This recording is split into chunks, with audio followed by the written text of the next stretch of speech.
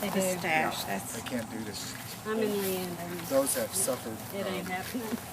So I wouldn't recommend those for shallow soil at all. I have one in my front yard. It's beautiful. It's tall. It's beautiful. Oh, that's been there since we've been here.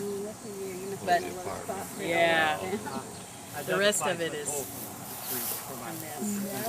Yeah, because we have So, if you're going to establish a wildflower garden, can you give us a 1 minute talk on that?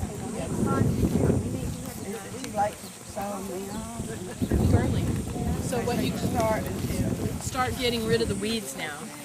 rid of the weeds so you'll have some bare ground, sort of. Well, what you can do is, if the weeds are there, I like to tell people about a method for getting rid of weeds that's called sheet mulching. I learned this from the permaculture people. All you have to do is mow, and it's lazy. I like lazy. So you mow down the weeds, put a layer of manure compost as much as you can afford, maybe an inch or, you know, half an inch at the least, I think, but the more the better. Layer of newspaper, maybe a 1/4 inch thick. Is this like lasagna gardening? No, Oh, okay, sorry. but yeah, I know what you're talking about. Trying to get rid of weeds so you can plant the wildflower. I know, but there's a, never mind. Go Yes. The overlap the edges of the newspaper so there are no gaps whatsoever, and you might want to wet down each layer as you go. Layer of plain brown cardboard, no gaps again, overlap, you know, take pieces and cover up all the blank spots or the gaps. Wet that down, and if you don't want to look at cardboard, you can cover that with some mulch. And water it fairly regularly, you know, once a week, every other week. And in 3 months, it will be gone. Weeds gone. Yeah. It has worked for me on Bermuda, which is the hardest. way. It's really hard. The hardest thing to get rid of, but it does help to water regularly. So the theory is, if you just put paper down, the Bermuda would come up through it. But the layer of compost has microorganisms in it that will eat up the Bermuda as it's trying to grow through. Wow. And decompose it. Let me tell you, Roundup does not kill it. Nope. It does not And kill it. You want to avoid using if Roundup. anybody wants I know, to I find know. out Yeah, don't the say that here. harm, I know, I'm in the wrong place for that, but I'm telling you, it doesn't work. No, I mean, It doesn't. probably most everybody has tried to use Roundup once. No, you know. not on that horrible grass. But the thing is, if you want to look up the actual harm that different chemicals do, there's a website called beyondpesticides.org, and you have to know the active ingredient, not the brand name. So for Roundup, it's glyphosate, and you look that up. There's information sheets, you know, and I think it's called Pesticide Gateway information sheets and all of that, and it will tell you what the research shows, because a lot of these things were not really extensively tested until after they were approved by EPA, and once they're on the market, it's super hard to get them off. So that's a really good resource if you need to know why Good to know. not to use something. Doesn't work anyway. Short answer is they're affecting humans' fertility. They're massively affecting human fertility, male Yes. and female. Yes. That's the atrazine, right? That's the weed and feed stuff. Yeah. Lots of. Many of these things are hormone mimics at very low concentrations. So they trick the body. Say thank you, Monsanto. No, thank you. But yeah, the atrazines are known to affect reproduction and cause hermaphroditic effects on frogs and that sort of thing. And then the glyphosate is known to be linked with non-Hodgkin's lymphoma. Yes, thing. Okay, you want to walk to the pig? To the pigs.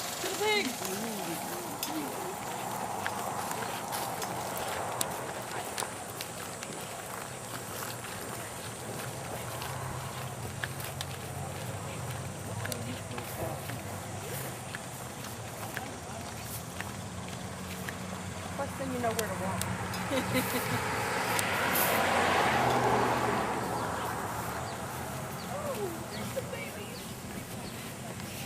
Any of them ripe? Can we pick them? Can we pick them, huh?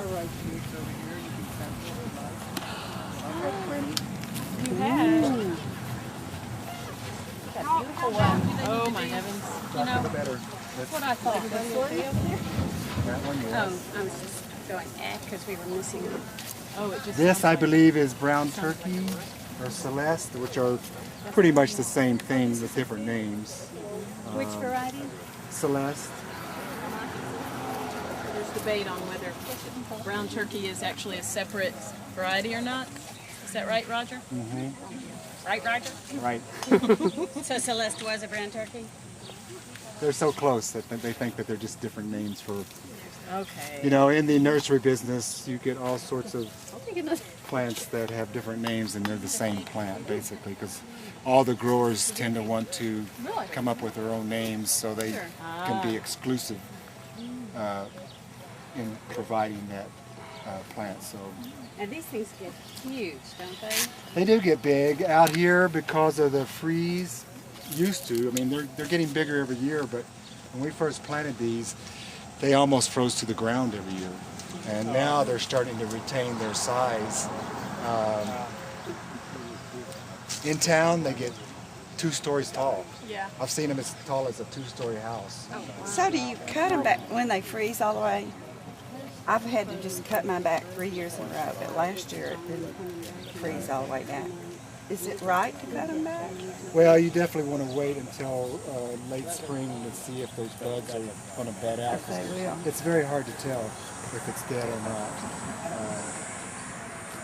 What's the name? There's a rare variety. It's like white, like Chinese or has some kind of Chinese name to it, like white dragon or. I'm not sure. There's a golden fig. I have that one at my house. I have a very early fig, and I don't know the name of it. I know I bought it here. I think I bought it here. But it ripens way before any of the other figs. And then it stops and keeps green figs, and now they're starting to ripen That's the again. kind of guy. And it's kind of it's almost white. And then inside it's pink. It's beautiful That's fig. neat. It's smaller. Big. Yeah. Mine's smaller. That one. Well, that's probably an alma. Almond. Alma. Which is what this is here, I'm pretty sure. It looks like it. Years before they bear fruit. They're almost instant too, real fast. You can take figs, they're very easy to root. So what you do is you take suckers growing from the bottom of the tree. If you don't have suckers, then you take a low branch like this and take a sharp cut, put it in compost or soil and keep it moist, and it roots out so easily. Fruit it in dirt. Would it even bear fruit in a container? Yes. Oh yes. So they don't need male and female. No. And they're fairly reliable also. If you prune them, you want to do it in the dead of winter because they bleed so badly. So that's the time to prune figs, is the dead of winter. And basically figs produce on new wood. So you can keep them smaller if you want. They don't have to be 2 stories high. No, absolutely not. You should prune, if you want to keep it smaller, you prune hard in the wintertime. Can I prune a Bradford pear right now? Or is it too hard on it? I think you could right now. Pruning this time of year on a tree is a dwarfing action, so that's why people prune during the middle of summer to dwarf the trees. This year, for some reason, fire blight would seem to be just about everywhere on pears, even Bradford pears. And I don't know, I've seen it so many places. We had it on our Asian pears, which I thought were they're fire blight resistant, but they even got it. And it hasn't killed them, but I've had to prune it out of one down there several times. But it's amazing, it's so resilient that it went into another bloom and it's actually producing pears. Yeah. So it broke my heart pruning off all these little pears in the springtime to get rid of the fire blight. But Save the patient. yeah, everywhere I prune, the trunk's gonna split and come out and be more pears. So, but traditionally you don't want to prune on pears very much, as little as possible, because you are opening them up to fire blight.